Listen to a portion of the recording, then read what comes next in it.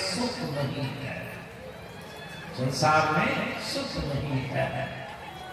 संसार में अगर कुछ सुख आपको भाषित होता है, मालूम हो रहा है, तो वास्तव में सुख नहीं है, सुख जैसा लगता है।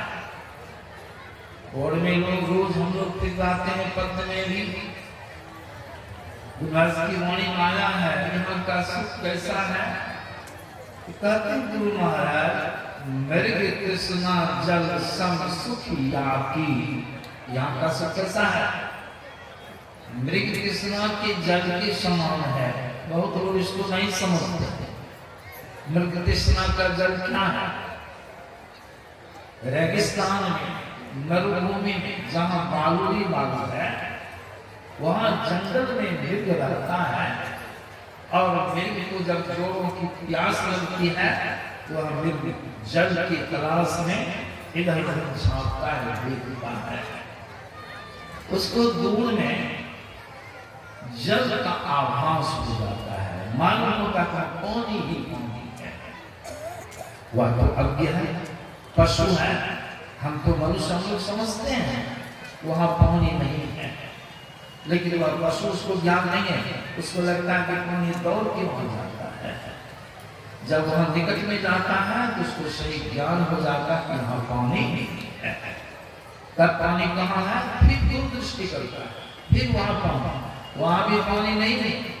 इस तरह से प्यासा में वहां पानी दौड़ते दौड़ते प्यासा ही जा करके प्राण को त्याग देता है, उसको जल की प्राप्ति नहीं। उसी प्रकार गुरु महाराज हम लोगों को कहते हैं, क्या कहते हैं?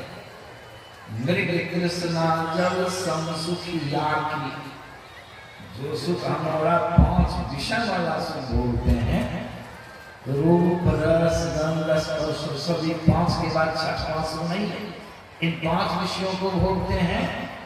यह है गुरुभाष की वाणी माया है कि अब कृष्णा के जल के समान है।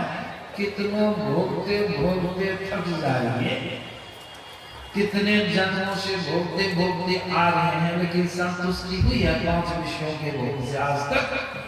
क्या संतुष्टि होगी? नहीं। क्यों? इसका भी कारण गुरु महाराज ने बड़ा बढ़िया बतलाया है। गुरु क्या कहते हैं? यह आपका सुख नहीं है। संसार में आपका मतलब आप चेतन आत्मा, ईश्वर के अंश है। आपका सुख हम नहीं, आप किसका सुख है?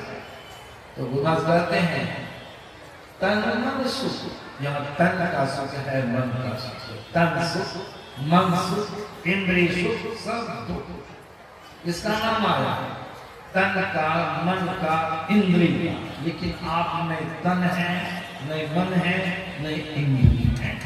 यहाँ आपका सुख है। इसको फिर स्पष्ट भी कर देते खुलासा। तो क्या करते? तन मन सुख है ना सुख तेरो। देखिए कैसा खुलासा है। तेरो मन तो चेतन आत्मा हो, यहाँ तन मन का सुख है, तुम्हारा सुख नहीं है। लेकिन तुमने तन मन सुख है ना सुख तेरो, आत्म सुख निज तेरो। तू तन मन सुख इसके जान लो भयो काल को, हम लोग जबरदस्ती तन के सुख को, मन के सुख को, इंद्रिय के सुख को अपना जान में पकड़ लिए हैं। इसलिए अल्प काल की अधीन होना पड़ता है, काल की जंजाल में बंध जाना पड़ता है। आपका सुख क्या है? आत्म सुख मिलते हो। आपका अपना सुख, आत्म सुख। आत्म सुख कहाँ मिलेगा? कहाँ है आत्म सुख? यही समझना है।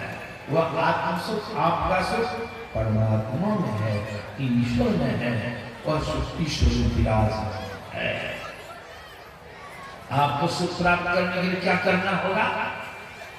शरीर बंधन, शरीर दुखालय, शरीर में सब बीमारी है, सब रोग है, उस रोग से आप व्यथित हो रहे हैं। इसलिए संतों का पहला कहना शरीरों से अपने आप को छुड़ाओ और कहाँ जाओ? प्रभु के पास।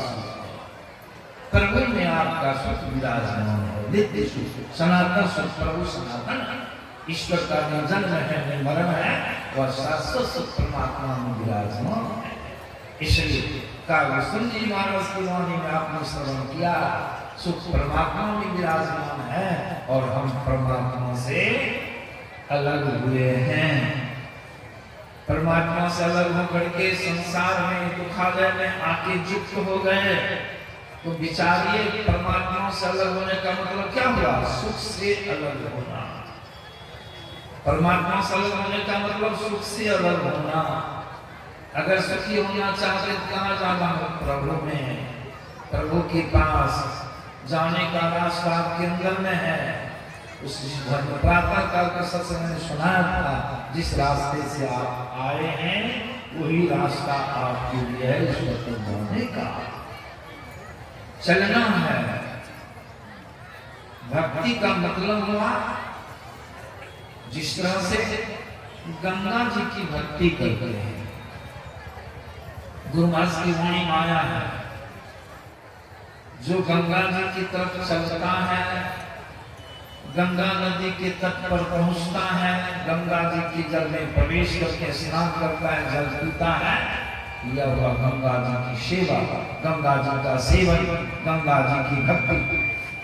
तो ईश्वर की भक्ति करने का मतलब क्या हुआ? ईश्वर की तरफ आप चलिए, ईश्वर तक पहुंचिए, तो ईश्वर में जो विराजमान सनातन सुख है उसको आप प्राप्त कर लीजिए। ईश्वर तक जाने का रास्ता कहाँ निकल चलिएगा? संतों ने कहा दोनों आंखों के मध्य से वहां रास्ता निकला है। इसलिए गुरुवास की वाणी माया है, बड़ा सुंदर। नयन कमल तमाम से कम नहीं धारिए। दोनों आंखों के मध्य से रास्ता निकला है। वह कैसा रास्ता है? जो कहते हैं अद्भुत अंतर की डगरिया, अद्भुत अंतर की डगरिया, जा पर चलकर प्रभु मिलते। अंदर में डगर है, सड़क है, ब्रह्मांड की रास्ता निकला है दोनों आंखों के मध्य से। जा पर चलकर प्रभु दाता सत्य धन्य धन्य जो राह रखा देते, चलत तंत्र सुख रूप महा है, जहां अजर के अंदर अमृत ध्वनि की गौमत झरत, बल भावी सुनते सुनत रखत सुख लहत अद्भुति। और अंत में मेरी प्रभु आपको चलना है। चलने के लिए ही जप है, मांस ज्ञान है, इसकी क्रिया है, नारायण संबंध क्रिया है। इन क्रियाओं के माध्यम से अंतर भक्ति ही है, सार भक्ति। अंतर पर चलने से आप प्रभु के पास जाएंगे और प्रभु में जो विराजमान शाश्वत सनातन सुख है, अखंड सुख है, उस सुख को आप प्राप्त करेंगे। आपका जन्म श्री सद्गुरु महाराज की जय।